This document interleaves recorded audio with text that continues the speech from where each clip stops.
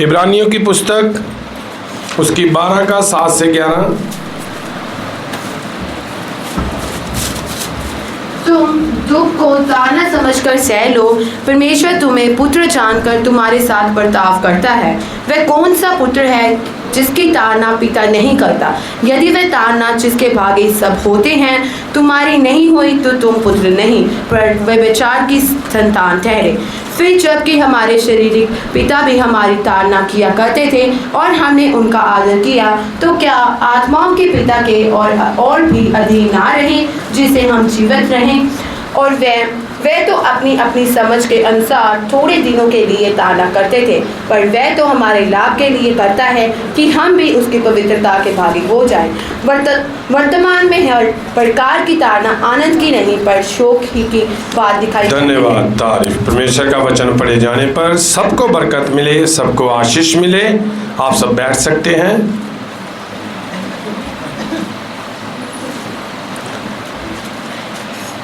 तारीफ करते हैं प्रभु का। धन्यवाद।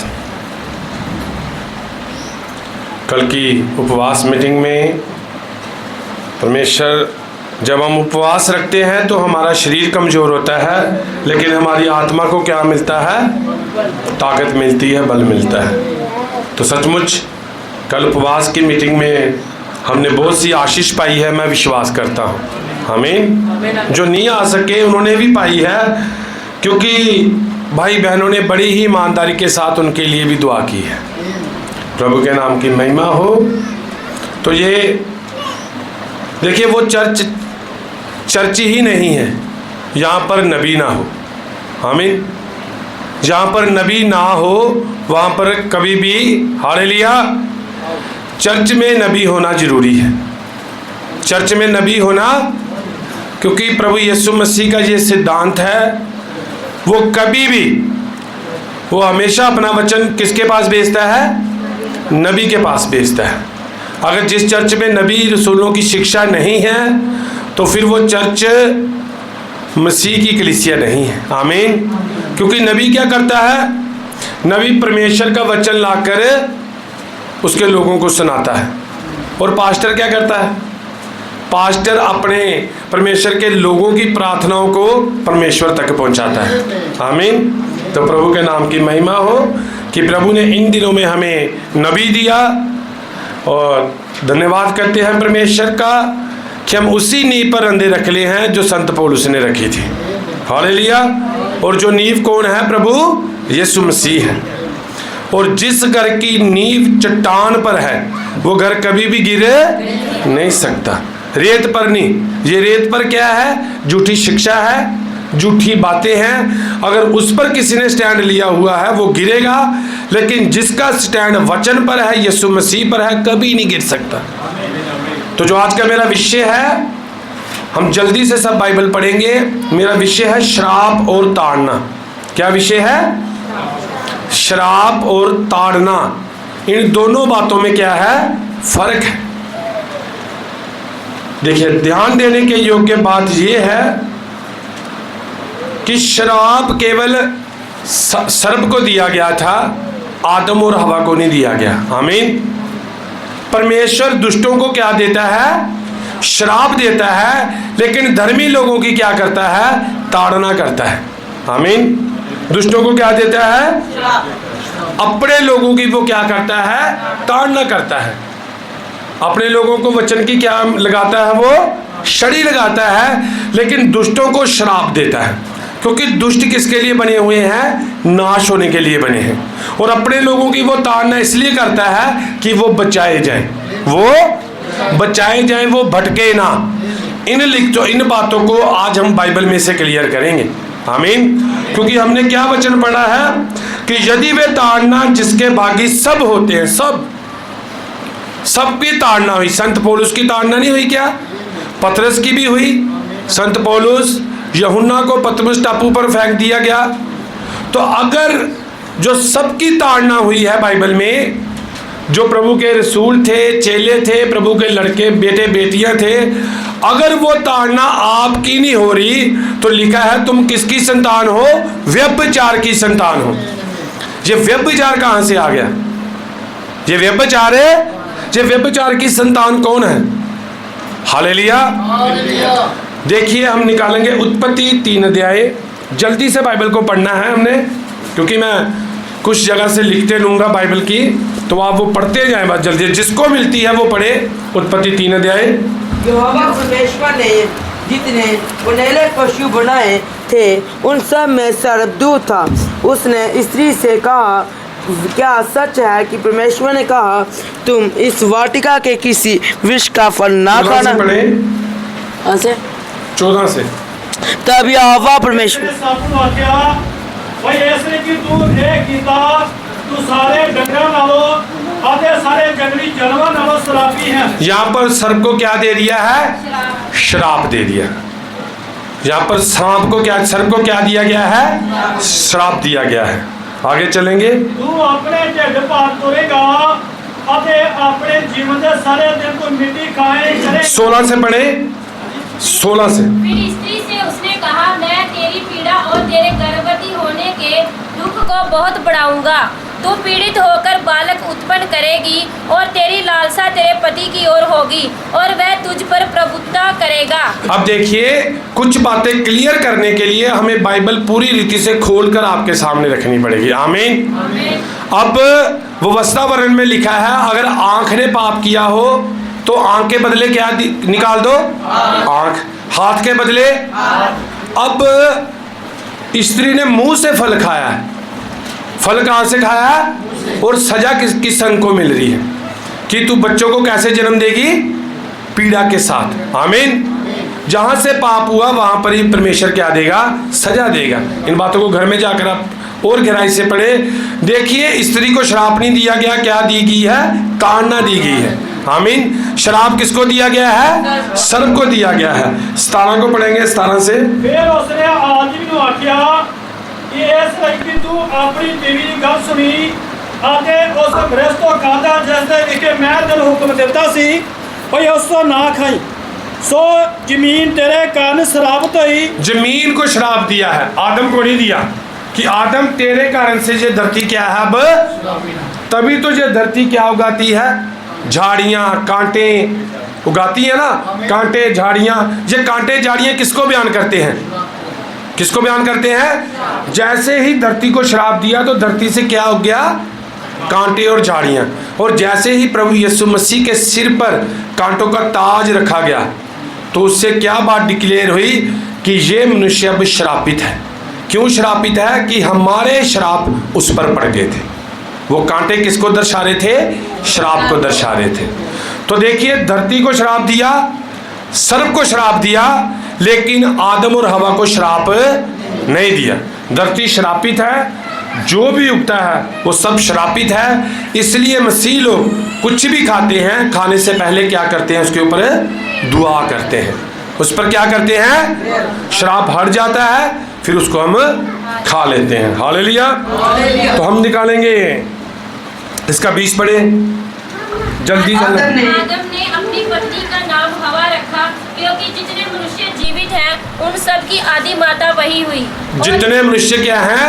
जीवित है, उन सब की हवा क्या हुई? आदि माता। सबकी हवा आदि माता है, लेकिन सबका आदि पिता आदम नहीं है, ऐसा बाइबल में नहीं लिखा हुआ। हालेलुया। आदि माता के बारे में लिखा है कि वो हवा है, लेकिन आदि पिता नहीं लिखा हुआ कि वो आदम है, क्योंकि हवा कैन की भी माँ थी और हैबिल की भी थी, और आदम कैन का बाप नहीं था। हालेलुया। तभी केवल हवा के लिए लिखा गया है कि वो सबकी क्या थी? आदि माता थी। कैन सर्प के बीज की भी और मनुष्य के बीज की भी। तो देखिए, यहाँ पर किसको श्राप मिला है? सर्प को श्राप मिला है, सर्प के वंश को श्राप मिला है। हालेलुया। लेकिन आदम और हवा की क्या की गई है? ताड़ना की गई है। उनको अदन से बाहर निकाल दिया गया है कि अब तुम पसीने की क्या खाओगे? मेहनत की रोटी खाओगे। तो आज आपको खाना खाने के लिए कितना मेहनत करनी पड़ती है? करनी पड़ती है ना मेहनत। कितनी पसीने की कमाई खा रहे हैं। ये किसके कारण से है? जो हवा अदन के बाग में क्या हुआ था? पाप हुआ था। क्योंकि आदन के बाग में किसने प्रचार किया था? पहला प्रचार किसने किया? पहला परमेश्वर ने किया, जो परमेश्वर ने आज्ञा दी, दूसरा किसने कर दिया? सांप ने, और तीसरा किसने कर दिया? हवा ने। हवा ने प्रचार कर दिया आदम को, और किसका जन्म हो गया? कैन का। हवा पास्टर ने जब प्रचार किया, तो जब सारा पास्टर ने प्रचार किया अब्राहम को, तो किसका जन्म हो गया? इस्माइल का। तो आज जो बहनें प्रचार कर रही हैं, अब किनका जन्म करने जा रही हैं वो? हालेलुया। जब बाइबल में बहनों ने प्रचार किया तो ये बातें हैं, तभी बाइबल बहनों को प्रचार करने से क्या करती है? मना करती है। तो देखिए, दुष्टों की परमेश्वर ताड़ना नहीं करता, उनको त्यागा गया है। उनको क्या कर दिया गया है? त्याग दिया गया है। वो नाश होने के लिए बनाए गए हैं, वो शरापित हैं। आमीन। वो बढ़ते हैं, फूलते हैं। उनकी ओर देखकर आप कभी भी भ्रमित मत हो कि ये मनुष्य इतना दुष्ट है, इतना गंदा, इतना घिनौना है, ये कितनी ऐशो आराम से जिंदगी जी रहा है, कितना वैभव है, शानो शौकत है, सब कुछ है इसके पास। हालेलुया। उसके पास कुछ भी नहीं है। आमीन। अनंत जीवन उसके पास नहीं है। जिसके पास अनंत जीवन नहीं है, सारी संसार की दौलत भी हो तो वो जीरो है। क्योंकि बाइबल में वचन में लिखा है कि क्या लाभ है मनुष्य को अगर वो सारा धन भी प्राप्त कर ले और अपने प्राणों को खोले। आमीन। तो कभी भी दुष्टों को बढ़ते फूलते हुए देखकर आप भ्रमित मत हो, वो परमेश्वर के त्यागे हुए लोग हैं। क्योंकि परमेश्वर जिनसे प्यार करता है, जिस पेड़ का रख रखाव किसी माली की नजर में किया जाता है, तो माली उसको इधर से भी छांगता है, इधर से भी काटता है, उसका एक आकार बने। आमीन। तो आपको भी थोड़ा इधर से थोड़ा इधर से एक शेप में लाया जाएगा कि आप इस पिरामिड का एक पत्थर बने। हालेलुया। समझे आप इस बात को कि आप यीशु की देह में क्या हो जाएं? फिट हो जाएं। तो देखेंगे अब हम जरा दुष्ट लोगों के बारे में देखेंगे कि उनका जीवन शैली कैसे है। हम जल्दी से निकालेंगे अय्यूब की नबी की पुस्तक, उसका 21 अध्याय 7 से 21 तक पढ़ना है। आप कभी भ्रमित मत होना कि दुष्ट बहुत बढ़ रहे हैं, फूल रहे हैं, बड़े ऐशो आराम से जी रहे हैं, बड़ा वैभव है, उनको कोई भय नहीं, वो बुरा करते हैं, फिर भी उनके पास इतना कुछ है। इन बातों से भ्रमित आप कभी भी मत होना। क्या कारण है कि दुष्ट लोग जीवित रहते हैं वरन बूढ़े भी हो जाते हैं और उनका धन बढ़ता जाता है। अय्यूब नबी कह रहा है कि देखो, दुष्ट लोग का धन बढ़ता जा रहा है। वो बूढ़े हो रहे हैं। बूढ़े तभी होंगे जब अपनी बचपना, जवानी, सारी उम्र को जी लेंगे। तो वो बूढ़े भी होते हैं, पूरी उम्र जी रहे हैं, उनका धन भी बढ़ रहा है। जल्दी करेंगे। उनकी संतान उनके संग और उनके बाल बच्चे उनकी आंखों के सामने बने रहते हैं। उनके बच्चे, बाल बच्चे उनकी आंखों के सामने बने हैं। वो बढ़ रहे हैं, खा पी रहे हैं, आनंद कर रहे हैं। आगे। उनके घर में भय रहित कुशल रहता है और परमेश्वर की छड़ी उन पर नहीं पड़ती। परमेश्वर की छड़ी उन पर किसी ने, कोई भाई बहन ऐसे दुआ करता है कि हे प्रभु, तेरी छड़ी मुझ पर पड़ती रहे कि कहीं मैं भटक ना जाऊं। आमीन। अगर एक बाप जीवित हो तो वो अपने बच्चों को क्या फेरता है? छड़ी फेरता ना, फिर सही रास्ते पर चलो। हालेलुया। तो क्या विश्वासी ऐसे दुआ कर रहे हैं कि खुदावन आप मुझे छड़ी फेरते रहे कि कहीं मैं वचन से बाहर ना हो जाऊं? क्योंकि जिनको परमेश्वर छोड़ देता है उनको कभी भी छड़ी नहीं फेरता, भटकने देता। जाओ जहां जाना है, जाओ जहां मर्जी चले जाओ, एंड उस आग की झील में ही है तुम्हारा। हालेलुया। तो अय्यूब नबी कह रहा है परमेश्वर उन पर छड़ी नहीं फेरता। आगे चलेंगे। उनका साथ गाभिन करता और चूकता नहीं, उनकी गायें भी आती हैं और गर्भ कभी नहीं गिराती, और वे अपने लड़कों को झुंड के झुंड बाहर जाने देते हैं और उनके बच्चे नाचते हैं, वह डफ और बीना बजाते, वो आनंद करते हैं। अपने अय्यूब नबी कह रहे हैं कि वो लोग, दुष्ट लोग बढ़ रहे हैं, फूल रहे हैं, प्रभु आनंद कर रहे हैं, उनके बच्चे आनंद कर रहे हैं, गीत गा रहे हैं, उनके घर में भरपूरियां हैं, खाने पीने की किसी बात की कमी नहीं चल रही, लेकिन तू उनको छड़ी नहीं फेरता। आमीन। क्यों नहीं फेरता? जिसको यहोवा ने छोड़ दिया वो नाश ही होगा। आमीन। इन बातों को हम क्लियर करेंगे। आगे चलेंगे। वे डफ और बीना बजाते हुए गाते और बांसुरी के शब्द से आनंदित होते हैं। वह अपने दिन सो के बिताते और पल भर ही में अधोलोक में उतर जाते। पल भर में वो अपने दिन तो बड़े अच्छे बिताते हैं, सुख सुविधाएं होती हैं उनके पास, बहुत कुछ होता है, लेकिन पल भर में उनकी आंख बंद होगी तो कहाँ चले जाएंगे? सीधा नरक में चले जाएंगे। और नरक में क्या है? दांत पीसना, चीखना, चिल्लाना है। जितनी भी आप दुष्ट आत्माएं देख रहे हैं, जितने भी शैतानी आत्माएं आप देख रहे हैं, इन सब का अंत कहाँ पर होना है? नरक में होना है। अब नरक का एक युगानुयुग टाइम पीरियड है। नरक सदाकालीन तक स्थायी नहीं है, नरक अनंतकालीन नहीं है कि सदा तक बनी रहे। नरक जिसकी एक शुरुआत है उसका एक अंत भी है। नरक बनाई गई है, जो बनाया जाता है वो खत्म भी होता है।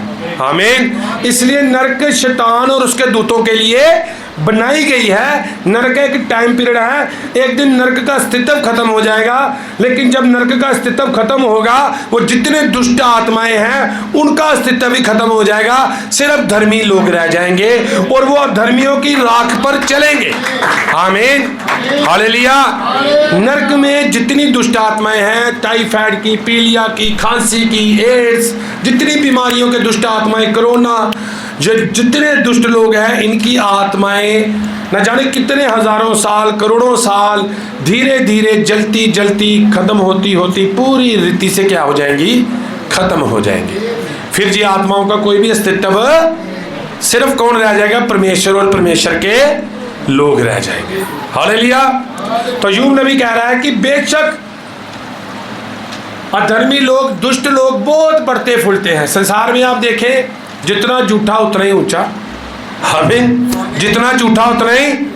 तो आप कभी इन बातों से घबराना मत कि वो परमेश्वर की आराधना नहीं करता, वो चर्च नहीं जाता। देखो उनके घर में कितनी सुख सुविधाएं हैं। हम मेहनत कर रहे हैं। आमीन। हम क्या कर रहे हैं? इतनी मेहनत मशक्कत के बाद जिंदगी जी रहे हैं। परमेश्वर की इच्छा ही यही है कि तुम तंग रास्ते से प्रवेश करो। खुला रास्ता वो है जो नरक को जाता है। हालेलुया।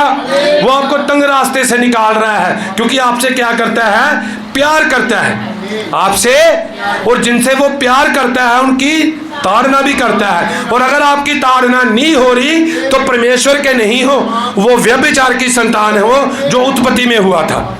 आमीन, हालेलुया। तो आनंदित होना है जब ये पोजीशनें होती हैं, आनंदित होना है, महिमा करनी है खुदा की, धन्यवाद करना है परमेश्वर का कि प्रभु सचमुच मेरी ताड़ना मेरे आनंद का मूल कारण है, क्योंकि इससे मुझे पता चलता है कि यहोवा मेरी ओर है। हालेलुया। कैसे पता लगेगा परमेश्वर आपकी ओर है? इन बातों से पता लगेगा। आमीन, हालेलुया। तो पढ़ेंगे आगे, हम 21 तक पढ़ना है। तो वे परमेश्वर से कहते, हमसे दूर हो, तेरी गति जानने की हमको इच्छा नहीं रहती। सर्वशक्तिमान क्या है कि हम उसकी सेवा करें? यदि हम उसे विनती भी करें तो हमें क्या लाभ होगा? देखो, क्या उनका कुशल उनके साथ में नहीं रहता? दुष्ट लोगों का विचार मुझसे दूर रहे। कितनी बार दुष्टों का दीपक बुझता है या उन पर विपत्ति आ पड़ती है। आमीन। संत नबी के अपने अय्यूब कह रहे हैं कि दुष्ट लोग परमेश्वर का भय नहीं मानते। दुष्ट लोग परमेश्वर का भय नहीं मानते, वो परमेश्वर से नहीं डरते। उनके सिर पर सदा उत्पात चढ़ा रहता है। वो अपने वैभव के पीछे भागते हैं, दुनिया के ऐशोराम के पीछे भागते हैं, लेकिन पल भर में वो कहाँ पहुंच जाते हैं? अधोलोक। दुष्ट लोग उस भूसी के समान हैं। आमीन। जो एक छोटी सी हवा से उड़ जाते हैं, हवा के झोंके से, लेकिन विश्वासी उस पहाड़, उस चट्टान के समान है। जैसे यीशु मसीह था, बड़े बड़े तूफान भी उसको हिला नहीं सकते। हालेलुया। बड़े बड़े तूफान भी उसको हिला नहीं सकते। गोफर की लकड़ी आप जानते हैं, उसका प्रयोग किसने किया था? नूह नबी ने। अब उसकी क्या खासियत थी गोफर की लकड़ी की? दिखने में सबसे कमजोर, संसार की नजरों में सबसे कौन सी लकड़ी थी? वो जैसे आज लोग विश्वासियों को देखते हैं कि इनके पास क्या है, दिखने में तो कुछ भी नहीं लगते, ये दिखने में तो कुछ भी नहीं लगते, लेकिन विश्वासी की क्वालिटी को नहीं वो जानते। जो गोफर की लकड़ी थी उसको चाहे ऐसे घुमा लो चाहे ऐसे घुमा लो, वो टूटती नहीं थी। विश्वासी को चाहे हालात ऐसे घुमा दे चाहे ऐसे घुमा दे, वो पीछे नहीं मुड़ सकता। हालेलुया। तब गोफर की लकड़ी लगाई थी, और गोफर की लकड़ी में क्या खासियत थी कि जो उसके ऊपर राल लगाई गई थी, वो राल को अपने अंदर चूस लिया उसने, राल को अपने अंदर, और इतनी मजबूत होगी कि अब उस पर जो मर्जी आ जाए वो टूट। अब विश्वासी भी क्या है, उस गोफर की लकड़ी की तरह है, जो ये वचन की राल है, लहू है, उसको चूस लेता है अपने अंदर। हालेलुया। अपने अंदर खींच लेता है वचन को, फिर कोई उसे पीछे मोड़ नहीं सकता है। आमीन। तो देखिए यहाँ पर आप घर में भी जाकर अय्यूब का 21 का 7 से 21 पढ़ना है, तो यहाँ पर देखिए कैसे दुष्ट के बारे में लिखा है कि दुष्ट कैसे बढ़ रहे हैं, कितना वैभव है, कितना आनंद है, बच्चे बढ़ रहे हैं, हर बात में लोग उनको कहते हैं कि ये प्रफुल्लित हैं, ये संपूर्ण हैं, लेकिन अचानक ही वो अधोलोक में चले जाते हैं। आमीन। अचानक ही अधोलोक में। और यूं कह रहा प्रभु तो उनको छड़ी नहीं फेरता, तो उनको कुछ नहीं कहता। आमीन। उनको क्यों कहे वो? आप जब रोड पर जा रहे होते हैं, किसी शराबी को, किसी मतवाले को, ऐसे लोगों को देखते हैं जो आपके पास से 200 की स्पीड से निकल जाते हैं, किसी को लड़ते, कितनों को रोकोगे आप? आमीन। हालेलुया। अपने बच्चों को ऐसा करते देखोगे तो क्या करोगे? डांटोगे ना? औरों को हम नहीं ना डांटते। हालेलुया। हालेलुया। क्योंकि यहोवा परमेश्वर अपने बच्चों को बचा रहा है। आमीन। व्यभिचार की संतान को वो पहले से किसके लिए ठहराए गए हैं? यहूदा किसके लिए ठहराया गया था पहले से? नाश होने के लिए। भजन संहिता 73 3 से 12, जहाँ पर हम दुष्टों की बात को क्लियर कर रहे हैं कि उनके जीवन में वैभव होगा, ऐशोराम होगा, वो इसलिए होगा क्योंकि परमेश्वर उनको उनके हालातों पर छोड़ देता है। आमीन। क्योंकि जब मैं दुष्टों का कुशल देखता था तब उन घमंडियों के पीछे डाह करता था। कहता जब मैं दुष्टों को देखता था, उनका कुशल देखता था, क्योंकि दुष्ट लोग सदा धन के पीछे भागेंगे, ऐश्वर्य के पीछे भागेंगे, हर परिस्थिति में उन्होंने धन इकट्ठा करना है, हर परिस्थिति में उन्होंने शरीर के द्वारा जीवन जीना है। आमीन। अपने शरीर को खुश रखने का यत्न करना है, ज़्यादा से ज़्यादा अपने शरीर के लिए उन्होंने दिन काटने हैं, क्योंकि वो वचन नहीं जानते। बाइबल में लिखा है कि अगर तुम शरीर के द्वारा दिन काटोगे तो क्या हो जाओगे? मरोगे। लेकिन आत्मा के द्वारा कटोगे तो क्या हो जाओगे? अनंत जीवन पाओगे। वो सिर्फ अपने शरीर के पीछे भाग रहे हैं। आमीन। और यहाँ पर लेखक क्या कह रहा है कि जब मैं दुष्टों के विषय में सीखता था, उनका कुशल देखता था, तो मन में डाह करता था कि ये ऐसे क्यों प्रफुल्लित हो रहे हैं। आमीन। आगे चलेंगे। क्योंकि उनकी मृत्यु में वेदनाएं नहीं होती, परंतु उनका बल अटूट रहता है। उनको दूसरे मनुष्य के समान कष्ट नहीं होता और अन्य मनुष्य के समान उन पर विपत्ति नहीं पड़ती। इस कारण अहंकार उनके गले का हार बना है, उनका ओढ़ना उपद्रव है। देखिए, उनको कष्ट कम होता है। उनको कष्ट क्या है? कम है। इतनी सुविधाएं हैं उनके पास, उनको कम कष्ट हो रहा है, क्योंकि उन्होंने अपना जीवन किसके लिए? थोड़ी सी सुविधाओं के लिए अपना जीवन व्यतीत कर रहे हैं वो। हालेलुया। उनको कष्ट कम हो रहा है, सुविधाओं के साथ वो जिंदगी जी रहे हैं। आमीन। हालेलुया। आगे चलेंगे। उनकी आंखें चर्बी से छलकती हैं, उनके मन की भावनाएं उमड़ती हैं। वे ठट्ठा मारते हैं और दुष्टता से अंधेर की बात बोलते हैं। वो क्योंकि अंधेर करते हैं, लोगों का हक मारते हैं। आमीन। वो क्या करते हैं? अंधेर करते हैं, झूठ बोलते हैं। हर मकसद में उनका एक ही फायदा है, एक ही काम है, अपने आप को ऊंचा करना। आमीन। हर बात में वो अपने आप का फायदा ढूंढते हैं। आमीन। और ये फायदा ढूंढने वाला कौन है? ये कौन है?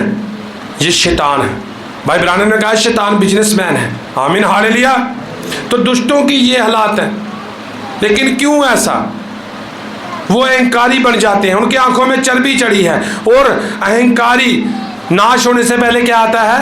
अहंकार आता है। आमीन। नाश होने से पहले क्या आता है? घमंड आता है। बाइबल ये कहती है वो नाश हो जाएंगे, क्योंकि उनके अंदर घमंड आ गया है। आपके अंदर घमंड ना आए, आप अहंकारी ना हो, इसलिए प्रभु आपको छड़ी भी फेरता है, आपको उतना ही देता है जिसको आप पचा सके, जिससे आप अहंकारी मत हो। हालेलुया। आमीन। कौन कौन इस बात से सहमत है? हालेलुया। आप आनंदित है इस बात से? आपको वही मिलेगा जो आपके लिए फायदेमंद है। आमीन। जो आपको अहंकारी बना दे, घमंडी बना दे, आपको परमेश्वर से दूर कर दे, आपकी आंखों में चर्बी ले आए, आपकी गर्दन को घमंडियों की तरह ऊंचा करने का यत्न करे, परमेश्वर छड़ी लगाकर आपको ऐसी बातों से दूर करेगा। हालेलुया। वो छड़ी फेरेगा आपको इन बातों के लिए कि तुम्हारा रास्ता ये नहीं है, तुम्हारा रास्ता नीचे को नहीं है, ऊपर को है तुम्हारा रास्ता। हालेलुया। नीचे जाने में कमजोर लगता है, कमजोर लगता ना, लेकिन ऊपर चढ़ाई चढ़ने में थोड़ा जोर लगता है। हालेलुया। चढ़ाई चढ़ने पर जब यीशु मसीह नीचे प्रचार करते थे भीड़ों को, तो भीड़ सुनती थी, बड़ी खुश थी भीड़। लेकिन जब वो पहाड़ी पर चढ़ा तो भीड़ नीचे ही रह गई, सिर्फ उसके चेले उसके पीछे चढ़े। आमीन। क्योंकि पहाड़ी पर आप बोझ उठाकर नहीं चल सकते। आपने कोई बोझ लादा हो तो आप पहाड़ पर चढ़ जाएंगे? पहाड़ी पर झुककर चढ़ने पड़ता है। पहाड़ी पर कैसे चढ़ने पड़ता है? किसके आगे झुककर? वचन के आगे झुककर। पैसों का घमंड का बोझ लेकर, आमीन, अपनी जायदाद के घमंड का बोझ लेकर आप इस पहाड़ पर नहीं चढ़ सकते। हालेलुया। इस पहाड़ पर चढ़ने के लिए आपको हलीम होना पड़ेगा। आमीन। आपको दीन होना पड़ेगा। और वचन में लिखा है जो नीचा होगा उसको ऊपर किया जाएगा। हालेलुया। आपको ऐसे इस पहाड़ पर चढ़ना होगा। तो देखिए यहाँ पर भजन संहिता 37-73 का 3 से 12 में दुष्टों के बारे में लिखा है कि वो बढ़ते फूलते हैं, आनंद करते हैं, वैभव है उनका, लेकिन उनके अंदर अहंकार है, घमंड है कि वो क्या हो जाए? नाश हो जाए। वो क्या हो जाए? नाश हो जाए। आमीन। क्योंकि वो क्या है? श्रापित है। वो क्या है? किसकी संतान है? वो व्यभिचार की संतान है। और बाइबल में लिखा है दुष्ट पर अगर दया भी की जाए, दुष्ट पर अगर दया भी की जाए वो तब भी नहीं बच सकता। वो तब भी यहूदा पर की गई थी ना, यहूदा बचा। हालेलुया। क्या उसने दुष्ट आत्माएं नहीं निकाली? आमीन। हालेलुया। तो दुष्ट पर अगर दया भी की जाए वो नहीं बच सकता। आप इस बात का अपने जीवन में इस बात को बांध लें। आप जब गवाही देते हैं तो जो प्रभु का बीज जिसके अंदर होता है, पहले से हमने उसके अंदर बीज नहीं डाला, बीज डालने वाला कौन है?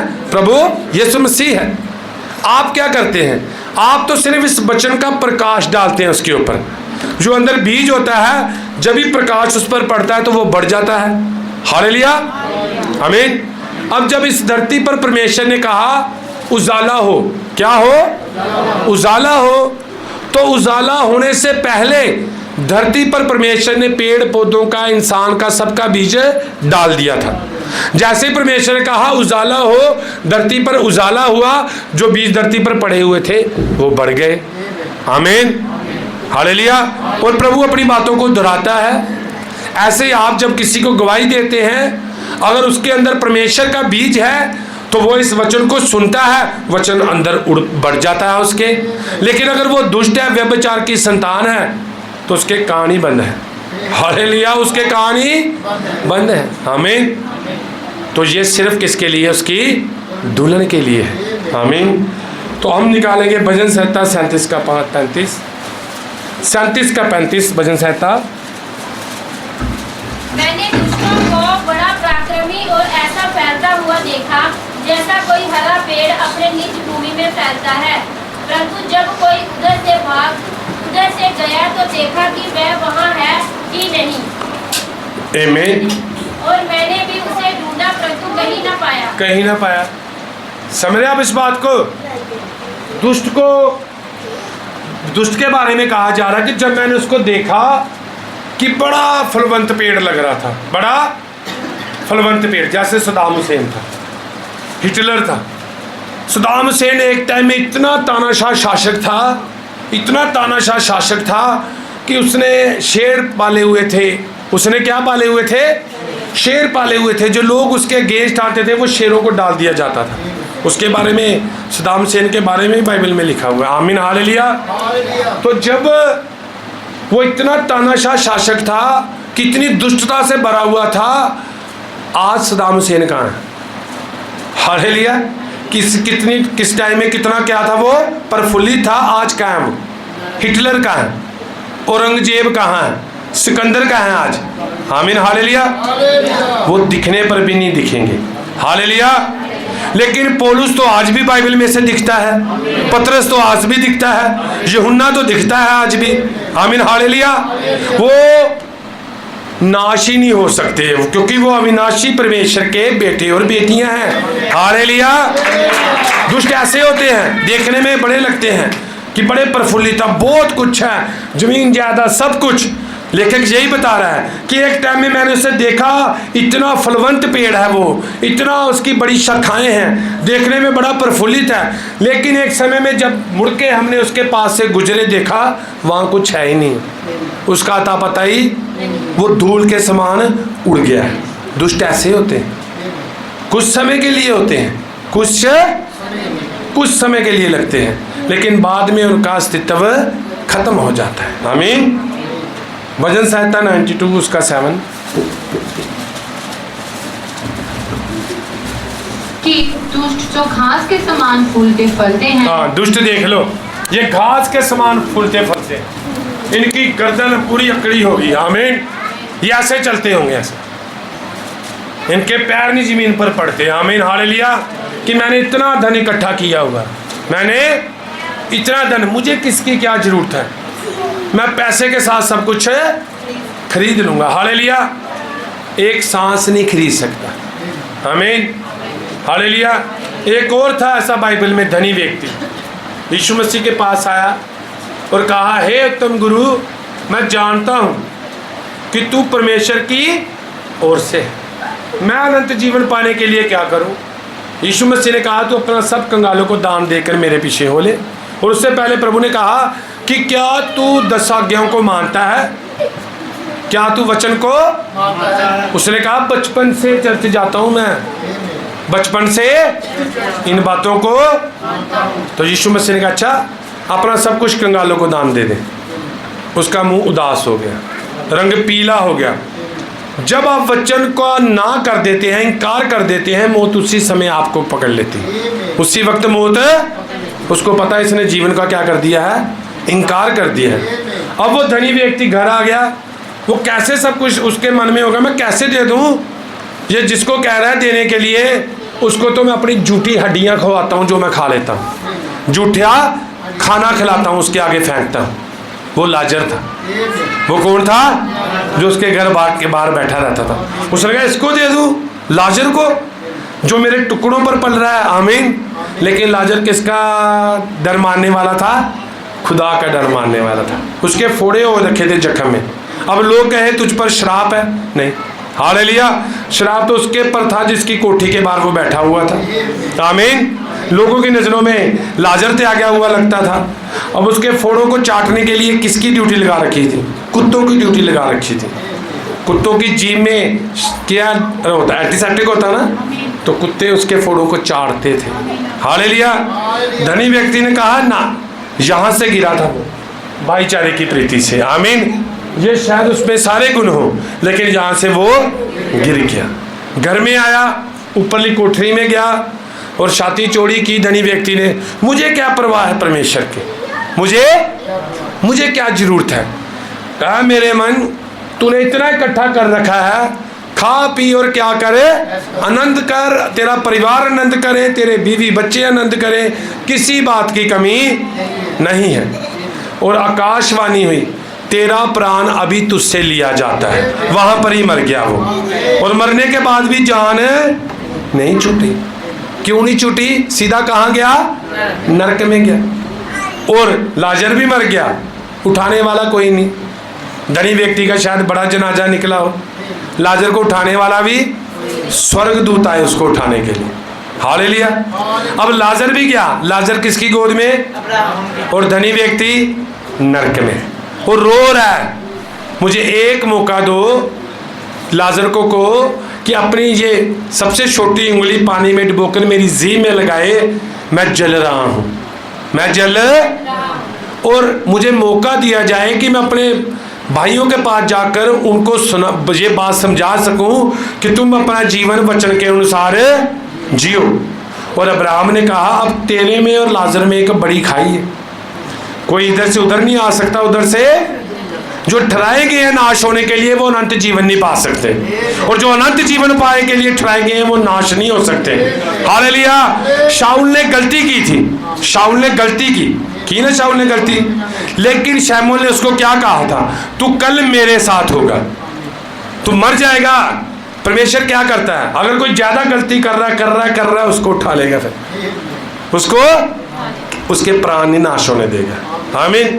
अब शाऊल गलतियां कर रहा था, शाऊल को मार दिया गया, लेकिन शमूएल ने कहा तू कल किसके साथ होगा। शमूएल तो नबी था, वो तो स्वर्ग में था, तो फिर शाऊल कहाँ गया, वो भी स्वर्ग में गया। जिसको अनंत जीवन के लिए ठहराया है वो नाश, आमीन हालेलुया। तो जो नाश होने के लिए ठहराया गया वो यहूदा था, वो नाश ही होगा चाहे वो कुछ भी कर ले। आमीन। तो देखिए अब वो धनी व्यक्ति ने कहा मुझे जाने दे, अपने माँ बाप को मैं भाई बहनों को जाकर क्या दूं, इस संदेश के बारे में सुनाऊं। और अब्राहम ने कहा उनके पास नबियों की क्या है, पुस्तक है। हालेलुया। नबियों की पुस्तक होना जरूरी है। आमीन।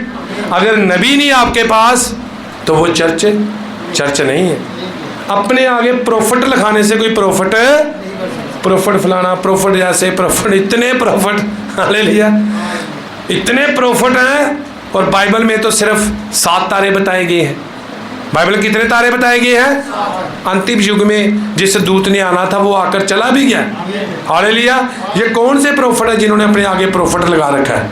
और प्रोफेसी क्या है इनकी प्रोफेसी देखी आपने, ए नाम वाले, बी नाम वाले, कैसा खुदा इनका आधा अधूरा, पूरा नाम क्यों नहीं बताता। आमीन। पूरा नाम क्यों नहीं बताता। क्या परमेश्वर, वो तो ऐसे बात करते हैं ए नाम वाले तेरे साथ ऐसा हो जाए। भाई ब्रानम ने ऐसे नहीं कहा। भाई ब्रानम की आप प्रोफेसी देखें, वो बताता था आपका ये नाम, पति का ये नाम, बच्चों का ये नाम, घर का ये नंबर, टेलीफोन का ये नंबर, ये दवाइयाँ, ये खाते उस डॉक्टर के पास, ये प्रोफेसी होती। आमीन। तो ऐसी बातों से ना भरमाए जाएं, दुष्ट नाश होने के लिए बनाए गए हैं। बहुत उनके पास बहुत सा धन है, वैभव, बढ़िया साउंड सिस्टम, बड़ा कुछ है। हम इतनी तंगी हालात में कर रहे हैं। हालेलुया। शायद हमारे पास बढ़िया ना हो। आमीन। उनको दिखने में लगे बहुत आशीष है, बहुत प्रफुल्लित हैं। आमीन। बहुत कुछ है उनके पास। हालेलुया। हमारे पास देखने में बेशक कुछ ना लगे। हालेलुया। आमीन। लेकिन हमारे पास अनंत जीवन है जिसकी कोई कीमत नहीं है। यिर्मयाह नबी 12 की 1-2, यिर्मयाह नबी जल्दी।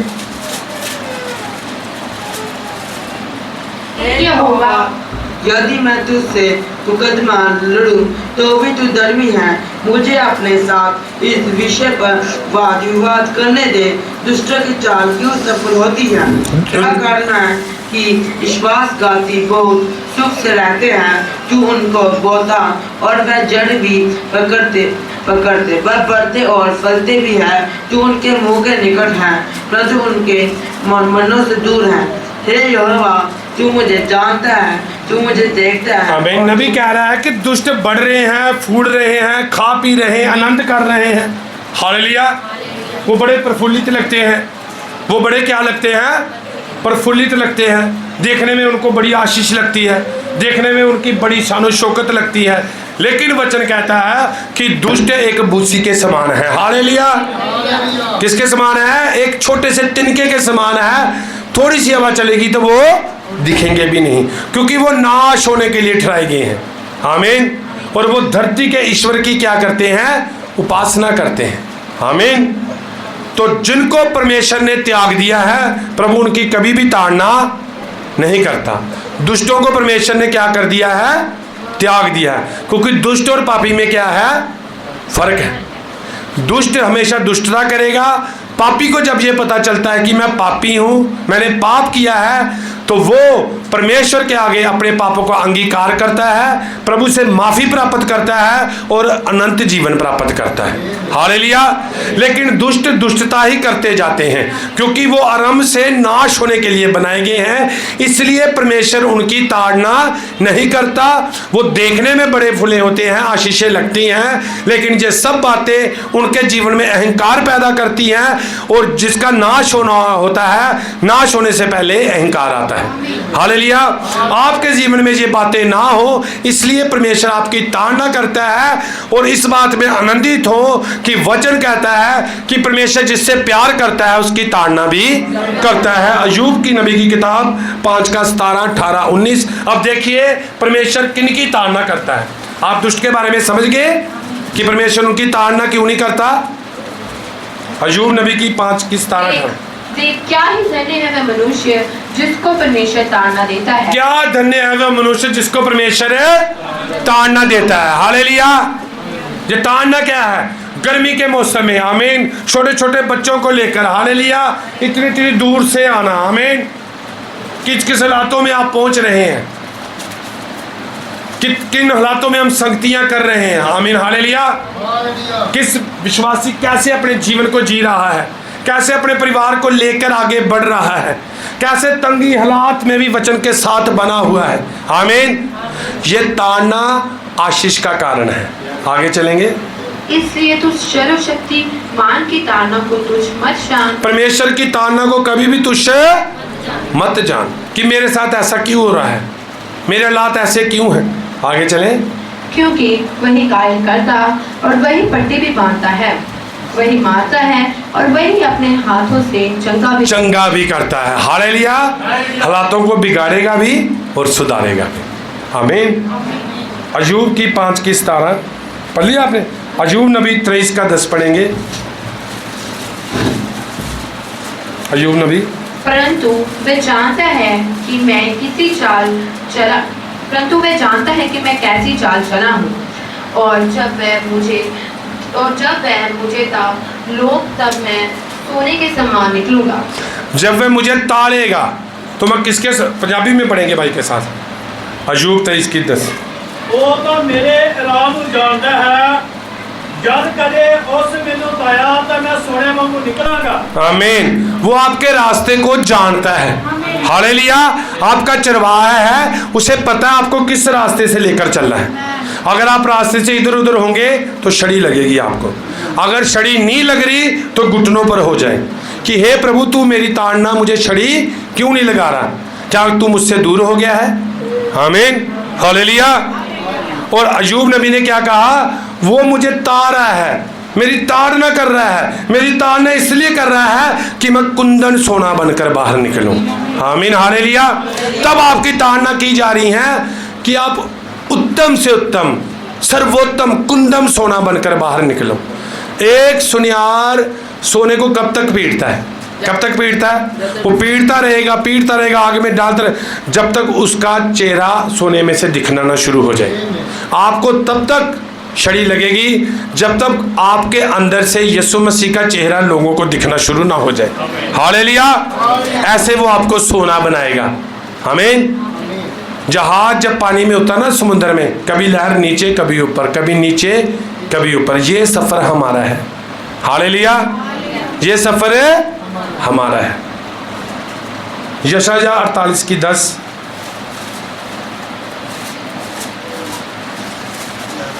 यशायाह 48:10। देख मैंने तुझे निर्मल तो किया परंतु चांदी के समान नहीं, मैंने दुख की भट्टी में परखकर तुझे चुन लिया है।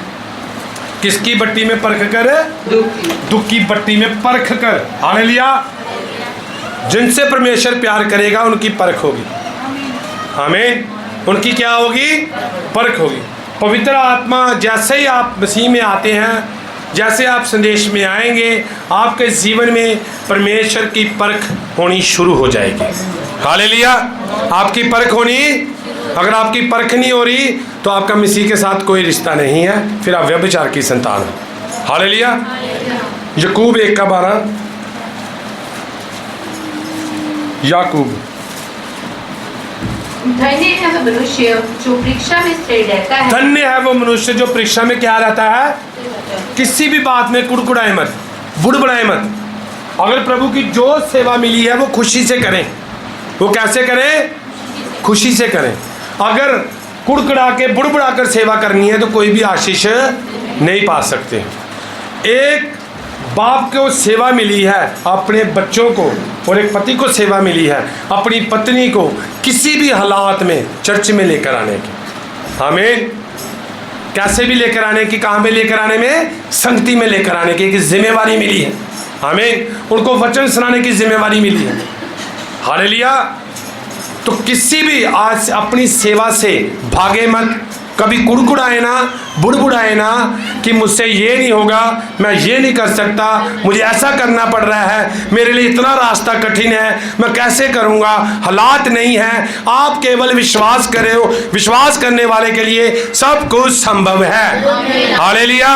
विश्वास करें, केवल विश्वास करें कि जो मेरे हालात हैं, जो मेरे परिस्थितियाँ हैं, ये मेरी बेहतरी के लिए हैं, मेरे सुधार के लिए हैं। आमीन। हालेलुया। पढ़ेंगे याकूब 1:12 से। धन्य है वह मनुष्य जो परीक्षा में स्थिर रहता है, क्योंकि वह खरा निकलकर जीवन का वह भुगत पाएगा जिसकी प्रतिज्ञा प्रभु ने अपने प्रेम करने वालों से की। वो क्या पाएगा? जीवन का वो निकट पाएगा जिसकी प्रतिज्ञा परमेश्वर ने अपने प्रेम करने वालों से की गई है। अगर किसी ने परमेश्वर से इनाम पाना है तो हालातों में से होते हुए उसको आगे बढ़ना पड़ेगा। हालेलुया। हालातों में से होते हुए आगे देखिए, लहरों के साथ तो कोई भी तैराक तैर लेगा ना जहाँ पानी का बहाव हो, लेकिन तैराक वो है जो पानी के बहाव से उल्ट तैरता है। आमीन। तैराक कौन है? जो उल्ट तैरता है। हालेलुया। तो आप इन परिस्थितियों के साथ बह मत जाएं, इन परिस्थितियों के साथ डरे मत। जो भी हालात हैं, कैसी भी परिस्थिति है, यीशु मसीह की महिमा करें। व्यवस्था वर्ण 8:5। फिर अपने मन में ये तो विचार कर कि जैसा कोई अपने बेटों को ताना देता है, वैसे ही तेरा परमेश्वर यहोवा तुझको ताना देता है। कैसे ताना देता है वो तुझको? जैसे अपने बेटे को कोई देता है। अपने बच्चों को आप अगर कोई किसी बात पर डांटेंगे, किसी बात पर झिड़केंगे, किसी बात पर ताड़ना देंगे तो उतनी ही ताड़ना देंगे जितनी वो सह सकता है। आमीन। जितनी वो सह सकता है। परमेश्वर हम पर उतनी ही ताड़ना लाता है जितनी हम सह सकते हैं। आमीन। हालेलुया। अगर आप अपने एक दुनियावी बाप हो गए, अपने बच्चों को सुधारने के लिए ताड़ना दे रहे हैं, तो वो हमारा आत्मिक पिता हमें घर वापसी के लिए क्यों ना छड़ी लगाएगा जब हम भटकेंगे। आमीन। हालेलुया। तो जब हम वचन से इधर उधर भीड़ होती है तो चरवाहा थोड़ी छड़ी भी लगाता है। आमीन। अगर वो जख्म देता है तो पट्टी भी करता है। आमीन। फिर जिसको चोट लग जाती है उसको कंधे पर उठाकर चलता है। हालेलुया। तो क्या आप आनंदित हैं इस बात से कि प्रभु हमारी ताड़ना करता है, हमें तंग रास्ते से निकाल रहा है। हालेलुया।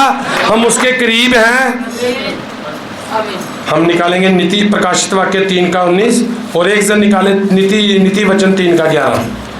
मैं जिन से प्रेम करता हूँ उन सबको बुलाना और ताड़ना देता हूँ। जिनसे वो क्या करता है? किसका प्यार चाहिए आपको? संसार का कि परमेश्वर का? किसका प्यार चाहिए? परमेश्वर का, यीशु मसीह का प्यार चाहिए। तो फिर जिनसे वो प्यार करता है उनकी क्या करता है? कितनी बार शब्द आ रहा है, मैं उनकी ताड़ना करता हूँ जिनसे प्यार करता हूँ, और जिनसे मैं प्यार नहीं करता वो दुष्ट हैं। हालेलुया। तो अगर ताड़ना होती है तो ये हमारे लिए किसका काम है? ये आनंद की बात है हमारे लिए। हालेलुया।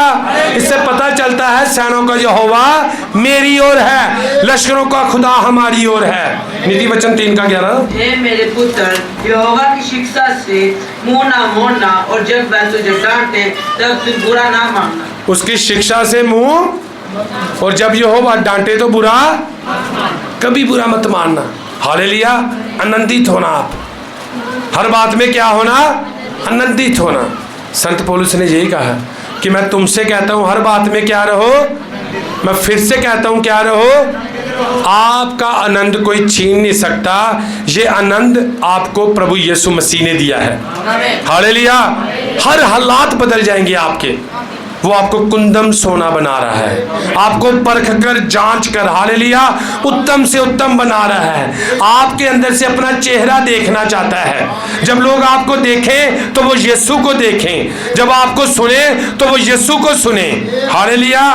कौन ऐसा विश्वासी परख कर सोना बनना चाहता है? कौन चाहता है कि परमेश्वर इसको परखे, आग की भट्टी में से निकाले, उसके अंदर से परमेश्वर का चेहरा दिखे और लोग कहे ये और यीशु एक ही है। हालेलुया।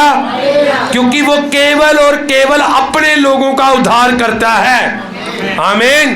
वो किनका उद्धार करता है? अपने लोगों का। उसके अपने लोग कौन है? जो अब्राहम, क्या मानो कौन है अपने लोग?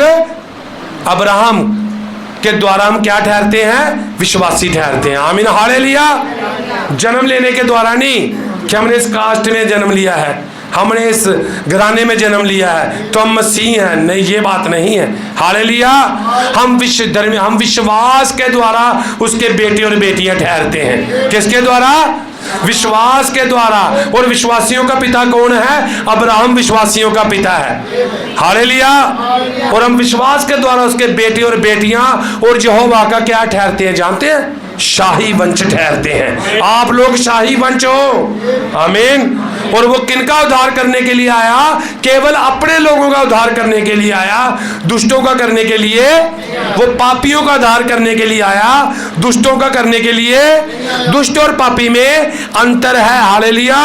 तो वो देखेंगे, वो हमारा निज आप सबका, आपको नाम लेकर बुलाया है उसने, आपको लहू देकर खरीदा है उसने। आमीन। आपका दाम चुकाया है उसने कलवरी क्रूस पे। और जिसको अगर आपने कोई गाड़ी खरीद ली तो क्या कोई आपसे वो गाड़ी छीन सकता है? आमीन। जो जमीन आपने खरीदी हो आपके नाम पर, उसके कागजों कोई छीन सकता है? उसी रीति से यीशु मसीह ने कहा, जो मेरे पिता ने मेरे हाथ में वसीयतनामा करके दे दिए हैं वो मुझसे कोई नहीं छीन सकता, आपको उससे कोई नहीं छीन सकता। हालेलुया। कोई लालच, कोई घमंड आपके अंदर वो आने ही नहीं देगा कि आप भटक जाओ। हालेलुया। वो आपको बचा कर लेकर जा रहा है, वो आपका रास्ता जानता है, वो आपका चरवाहा है, वो आपको छड़ी लगाएगा, तान ना करेगा कि तुम सिद्ध हो जाओ जैसे तुम्हारे बुलाने वाला सिद्ध है। हालेलुया। तो कितनी कृपा है उसकी हमारे ऊपर। मैं थोड़ी लिखते पढ़कर 2-3 बंद करूंगा, हम निकालेंगे। देखिए, यीशु मसीह केवल और केवल अपने लोगों का जो विश्वास करते हैं। आमीन। ये नहीं किसी जात में, किसी कुल में जन्म लेते हैं, ऐसा नहीं है। जो विश्वास करते हैं, हालेलुया, जो यीशु मसीह को अपना उद्धार करता कबूल करते हैं, वो केवल उनको बचाने के लिए आया है। यशायाह 53:10। अब मत्ती 1:21 पढ़ें, कुछ लिखते हैं हम छोड़ देंगे। मत्ती 1:21 पढ़ें।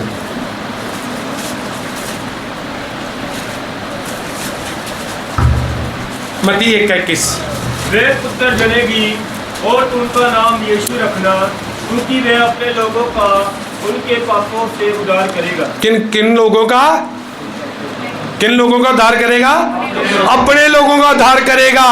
आप उसके अपने लोग हो। हालेलुया। किसके लोग हो आप परमेश्वर के लोग हो। हालेलुया। आप परमेश्वर की कलीसिया हो। आमीन।